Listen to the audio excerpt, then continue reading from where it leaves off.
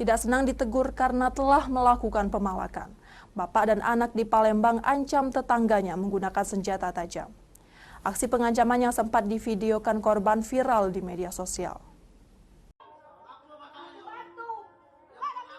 Aksi pengancaman menggunakan senjata tajam oleh bapak dan anak terhadap seorang wanita paruh baya dari keluarganya ini terjadi di Jalan Slamet Riyadi, Kelurahan Lawang Kidul, Palembang.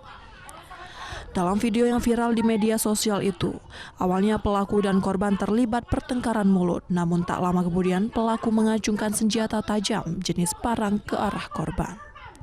Beruntung aksi pengancaman tidak sampai berujung pembacokan. Dari video viral inilah Satuan Unit Pidana Umum Polrestabes Palembang meringkus pelaku di rumahnya.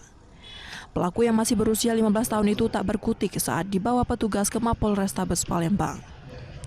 Dari hasil pemeriksaan terungkap jika motif pengancaman karena tidak senang ditegur oleh keluarga korban karena telah melakukan pemalakan terhadap tamu korban. Senjata tajam yang modusnya adalah motifnya untuk melakukan pemerasan, minta uang. Seiring dengan itu, tetangga yang memiliki tamu tersebut memarahi pihak orang yang memalak tersebut. Kemudian merasa tidak suka, kemudian melakukan pengambilan senjata tajam dan melakukan pengancaman.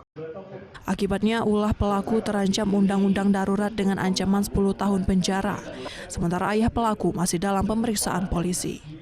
Dari Palembang, Muhammad David, iNews melaporkan.